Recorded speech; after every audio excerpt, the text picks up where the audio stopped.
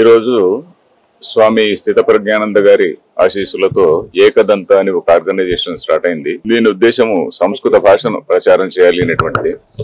సంస్కృత భాష అనే మన దేశానికి చాలా ముఖ్యమైనటువంటిది. ఎందుకంటే మన సంస్కృతి అట్లా దాని ద్వారానే తెలుస్తుంది. సంస్కృతంలో ఉన్నటువంటి అనేక విషయాలు మనం తెలుగులోను మిగతా భాషల్లో ఉన్నప్పటికీ కూడా ఇంత సంపూర్ణంగా రాలేదు. సంస్కృతంలో 100 పుస్తకాలు ఉంటాయి, తెలుగులో 10 పుస్తకాలే దానిలో అనువాదం రూపంలో వచ్చింటాయి. దానిలో ఏమున్నది అనేది మనకు తెలుస్తుంది. దాన్ని చదివేటువంటి వాళ్ళు కూడా, తెలుగులో ఉన్నటువంటి వాడిని కూడా చదివేటువంటి వాళ్ళు చాలా తక్కువ. కాబట్టి మూల గ్రంథాలను కూడా తెలుసుకోవాలి. ఎందుకంటే ప్రపంచంలో చాలా మంది మనమే కాకుండా అనేక దేశాల్లో సంస్కృత భాషను అధ్యయనం చేస్తున్నారు. వాళ్ళ ఉద్దేశాలు వేరే ఉండొచ్చు. మనము కనీసం దీనిలో ఉన్నటువంటి గొప్పదనాన్ని మనం చాటాలి. దీన్ని ఏదో విధంగా తప్పులు పట్టాలి అనే ఉద్దేశంతో వేరే వాళ్ళు చదువుతుండొచ్చు. కానీ వాళ్ళ గురించి వాళ్ళను మనం సరిగ్గా కౌంటర్ చేయాలన్నా కూడా మన జ్ఞానం మనం అంటే ఏమిటి అనేది మనం తెలుసుకుని ఉండాలి. ఎందుకంటే ఈ రోజు అని కాదు, ఇవాళ సనాతన ధర్మం పైన చాలా అనేకమైనటువంటి కామెంట్స్ వస్తుంటాయి. సనాతన ధర్మం అంటే ఏదో మలేరియా లాంటిది, దీన్ని నిర్మూలించాలి. మరి అది ఏమిటి అనేది ఎవరికి తెలియదు. సనాతన ధర్మం అనేది ఏమిటి అనేది తెలుసుకోవాలంటే నిజంగా మన పుస్తకాల గురించి మన పుస్తకాలు తెలుసుకోవాలి. మనం గ్రంథాలు తెలుసుకుంటే తప్ప మనకు దీనిలో ఉన్నటువంటి గొప్పదనము, అలాగే మన ధర్మం ఎలాగో మన గ్రంథాలను ఎలా తెలుసుకోవాలనో మిగతా కల్చర్స్ గురించి కూడా మనం కొంచెం తెలుసుకోవాలి. మిగతా సంస్కృతుల గురించి కూడా మనం తెలుసుకుంటే అప్పుడు మన గొప్పతనం తెలుస్తుంది. అందువల్ల సంస్కృత భాషను ప్రచారం చేయడం అనేది చాలా ముఖ్యమైనటువంటి విషయం. అట్లాంటి ముఖ్యమైన కార్యక్రమాన్ని చేపట్టినందుకు ఈ ఏకదంత ఫౌండేషన్ వారిని నేను అభినందిస్తున్నాను. హరి ఓం తత్సత్. శ్రీ గురుభ్యో నమః. ఈ రోజు ఏకదంత అనే పేరు మీద ఒక సంస్కృత ప్రాజెక్ట్ ని లాంచ్ చేయడం జరిగింది. ఎందుకంటే మన యొక్క నరాల్లో మన సంస్కృతి భాష అనేది ఇమిడి ఉన్నది. కానీ దాన్ని మనము పైకి తీసుకురావట్లేదు. దాన్ని ఏదో ఒక పరాయి భాషగా, ఇది ఒక ఫారెన్ లాంగ్వేజ్ గా మనం దాన్ని పక్కన పెట్టేసి ఉన్నాము. దాన్ని చూసి భయపడుతున్నాం. దానిపై గౌరవం అయితే ఉన్నది కానీ దాని దగ్గరకు పోవట్లేదు. ఎందుకంటే ఎప్పుడైతే ఒక భాషని మనం నిర్లక్ష్యం చేస్తుంటామో దాని నుండి కనెక్ట్ అయి ఉన్నటువంటి సకల తత్వం కూడా మన నుంచి దూరం అవుతున్నది. అందువలన ఈ రోజు మనం లేచినప్పటి నుంచి పడుకున్నంత వరకు, పుట్టినప్పటి నుంచి మరణించినంత వరకు ఈ యొక్క సంస్కృత భాష ఏదైతే జీవన విధానంగా ఉన్నదో అది మనకి దూరం అయిపోవడం వలన ఇతర భాషలపై వ్యామోహం పెంచుకుంటూ ఇప్పుడు చిన్నపిల్లల నుంచి కూడాను మాతృభాష నుండి దూరం చేస్తున్నారు. అందువలన వారి యొక్క ఆలోచనలు ఏవైతే ఉన్నాయో ఒక ఆర్టిఫిషియల్ గా ఉన్నాయి తప్ప న్యాచురల్ గా సహసిద్ధంగా లేవు. కాబట్టి ఇప్పుడు ఆర్టిఫిషియల్ ఇంటెలిజెన్స్ రూలింగ్ చేసే సమయం రాబోతున్నది. కాబట్టి ఆ భాషకి ఒక ఉపయుక్తకరమైనటువంటి భాష ఏదైతే ఉందో అది సంస్కృతము. ఎందుకంటే ఇంగ్లీష్ భాష అనేది దానికి ఉపయుక్తంగా లేదు.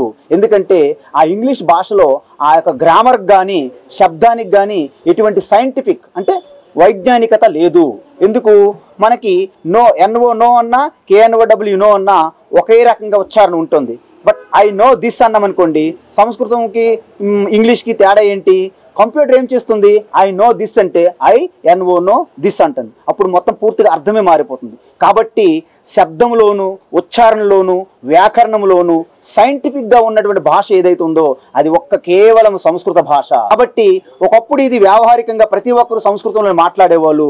అందుకే సకల శాస్త్రాలు సంస్కృతంలోనూ రాయబడ్డాయి. కాబట్టి మళ్ళీ మన యొక్క ఈ సంస్కృతంలో ఉన్నటువంటి శాస్త్రాల యొక్క గూఢార్థాన్ని, యథార్థ తత్వాన్ని మళ్ళీ మనం గ్రహించి మన పూర్తి యొక్క మన సామాన్య మానవ జీవితం నుండి ఒక దివ్య జీవితంలోకి మనం మారాలంటే సంస్కృతం అనేది మనకి నీడ్ ఆఫ్ ది అవర్ అన్నమాట. అంటే ఎందుకంటే సంస్కృతం అనేది ఏదో పండితులకి, పురోహితులకి అవసరమని మనం భ్రమపడుతున్నాము. అందువలన ఎప్పుడైతే సంస్కృతం యొక్క గొప్పతనాన్ని మనం పక్కన పెట్టామో కేవలం పండితులు పెళ్లిల్లోనూ శ్రాద్ధాల్లోనూ పరిమితం అయిపోయింది. కాబట్టి వారు కూడాను ఎటువంటి అర్థం తెలియకుండానే ఆ మంత్రాలు ఉచ్చారణ చేస్తున్నారు. ఒకప్పుడు ఆ కార్యక్రమానికి సందర్భంగా అనుసారం లేకుండా వేరే మంత్రాలు కూడా ఉచ్చరించిన మనం గమనించి దానిపైన దృష్టి పెట్టే సమయం కూడా మనకు ఉండట్లేదు. అందుకే మన పెళ్లిల్లోనూ మన యొక్క శ్రాద్ధ కార్యక్రమంలోనూ రివర్స్ అవుతుంది. ఎందుకు? శ్రాద్ధంలోను పెళ్లి మంత్రాలు, పెళ్లిల్లోను శ్రాద్ధ మంత్రాలు ఒకవేళ ఆ గాబర్లో ఆయన చదివినప్పటికీ మనం గుర్తించలేకపోతున్నాము. ఎందుకంటే ఆ యొక్క సంస్కృత మంత్రాలు అనేవి మనకేది సంబంధం లేదు. అది ఏదో వేరే వాళ్ళకి సంబంధించినది.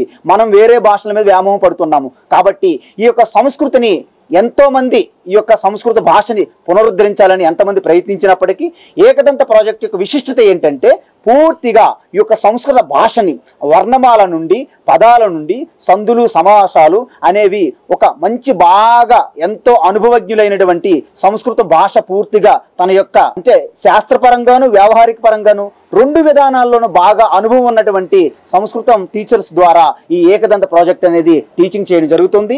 దీన్ని పూర్తిగా ఒక సోఫిస్టికేటెడ్ అంటే ఒక మంచి టెక్నాలజీ ద్వారా షూట్ చేసి ఎడిట్ చేసి దీన్ని వెబ్సైట్లో పెట్టడం జరుగుతుంది. దాంట్లో పూర్తిగా ఒక ఎపిసోడ్ అలాగా ఎపిసోడ్ తర్వాత ఎపిసోడ్ వచ్చే విధంగా ఈ విధంగా 5 లెవెల్స్ లో ఈ యొక్క సంస్కృతి ప్రాజెక్ట్ ఏకదంత అనేది రూపొందించడం అవుతున్నది. కాబట్టి దీన్ని ఒక లెవెల్ అయిన తర్వాత రెండో లెవెల్ వెళ్లేందుకు అలాగా దాని యొక్క లెవెల్స్ దాని యొక్క డిస్క్రిప్షన్ దానిపైన ఉన్నటువంటి మెటీరియల్ ఏదైతే ఉందో PDF ద్వారా కూడా మనము అందించడం జరుగుతుంది. కాబట్టి ఏకదంత ప్రాజెక్ట్ ని ఎవరైతే పూర్తిగా ఈ 5 లెవెల్స్ లో ఎవరైతే అభ్యసిస్తారో వారికి కేవలం మాట్లాడడం మాత్రమే కాదు, ఎందుకంటే కేవలం భాష అనేది మాట్లాడడంతోనే ఆగిపోయింది అనుకోండి, దానివల్ల ప్రయోజనం మనకేమీ ఉండదు. ఎందుకంటే మాట్లాడడానికి ఏ భాష అయినా వాడచ్చు, కానీ మాట్లాడడానికే పరిమితం కాకుండా ఈ సంస్కృత భాష ద్వారా మినిమంలో మినిమం భగవద్గీత లాంటి మన జీవన ఆధారము, మన మోక్ష శాస్త్రము, మన యొక్క జీవన విధానాన్ని తెలియజేసే భగవద్గీత లాంటి ఒక శాస్త్రాన్ని అర్థం చేసుకోవడానికి సామాన్యమైనటువంటి పరిభాష ఏదైతే కావాలో అది ఏకదంత ద్వారా అందించడానికి ప్రయత్నిస్తున్నాము. కాబట్టి అందరూ కూడాను ఈ యొక్క గొప్ప అవకాశాన్ని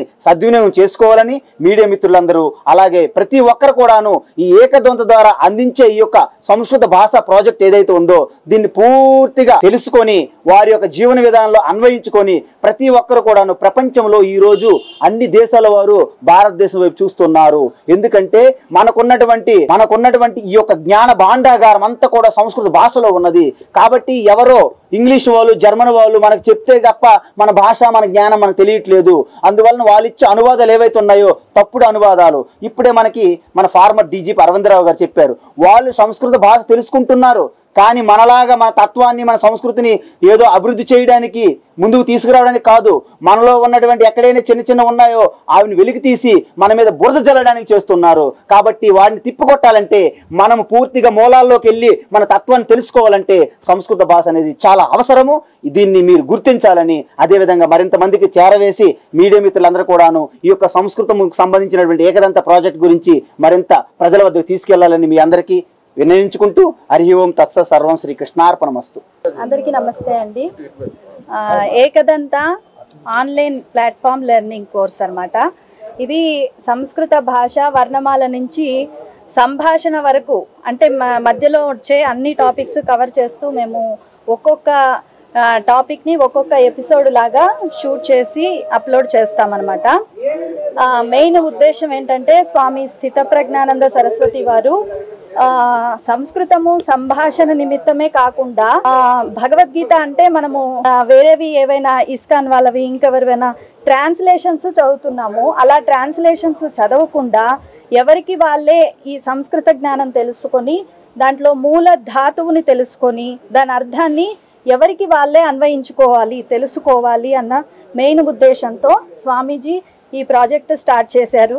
లెవెల్ 1 లాంచింగ్ అయ్యింది. దానికి అరవిందరావు గారు రావడం వారి అమృతాస్తాల మీద స్టార్ట్ చేయడం జరిగింది.